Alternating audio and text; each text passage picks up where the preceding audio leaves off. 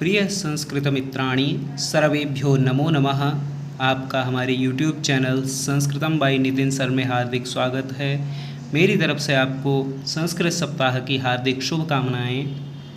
आज हम उच्चारण प्रयत्नों के बारे में जानेंगे। उच्चारण प्रयत्न दो प्रकार के होते हैं, आभ्यंतर प्रयत्न और बाह्य प्रयत्न। आभ्यंतर प्रयत्न 5 प्रकार के होते हैं, स्पृष्ट, ईषत् स्पृष्ट, ईषद् विवृत, विवृत, संवृत। ये 5 प्रकार आभ्यंतर प्रयत्नों के होते हैं। और किन वर्णों के आभ्यंतर प्रयत्न कौन कौन से हैं उनके बारे में भी आइए समझ लेते हैं। देखिए, स्पृष्ट प्रयत्न स्पर्शों के होते हैं और स्पर्श वर्ण उन वर्णों को कहा जाता है जो कि का से लेकर मा तक के वर्ण हैं, अर्थात 5 वर्गों के 5 वर्ण स्पर्श हैं और उनका प्रयत्न स्पृष्ट है। ध्यान रखना है कि यह आभ्यंतर प्रयत्न है, ठीक है। तो दूसरा आभ्यंतर प्रयत्न है ईषत् स्पृष्ट, जो कि अंतस्थों का होता है। अंतस्थ वर्ण यण प्रत्याहार के वर्ण हैं और वे हैं य, व, र, ल। तीसरा है ईषद् विवृत। ईषद् विवृत आभ्यंतर प्रयत्न ऊष्म वर्णों का होता है और शल वर्णों को ऊष्म कहा जाता है। जो शल वर्ण हैं, शल प्रत्याहार के वर्ण हैं, उनको हम ऊष्म कहते हैं। इस प्रकार श, ष, स, ह, ये जो 4 वर्ण हैं ये ऊष्म वर्ण हैं और इनका उच्चारण प्रयत्न ईषद् विवृत है। इसी प्रकार से विवृत स्वर वर्णों का उच्चारण प्रयत्न जो है वह विवृत होता है, आभ्यंतर प्रयत्न। उसमें अगला देखते हैं संवृत। संवृत आभ्यंतर प्रयत्न केवल अकार का होता है, जो कि ह्रस्व हो एवं प्रयोगावस्था में, जैसे कि हम प्रयोग करते हैं उसको तब। और यदि वह प्रक्रियावस्था में होता है अर्थात व्याकरण में प्रयुक्त होता है तो वह विवृत होता है। बाह्य प्रयत्न 11 प्रकार के होते हैं।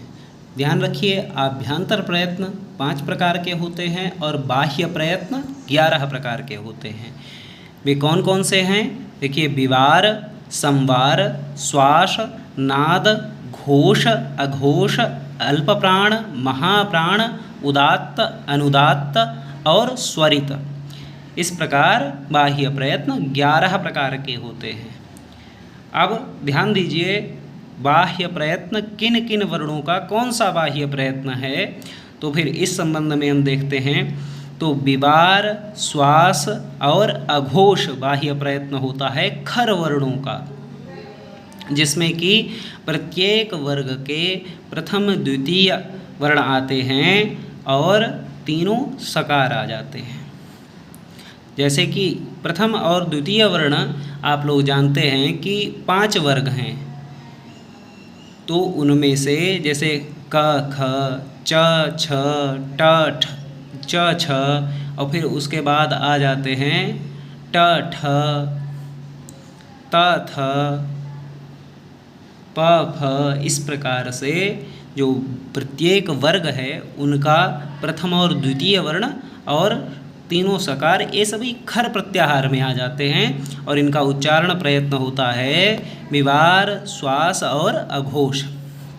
इसी प्रकार से संवार, नाद और घोष बाह्य प्रयत्न होता है हर्ष वर्णों का।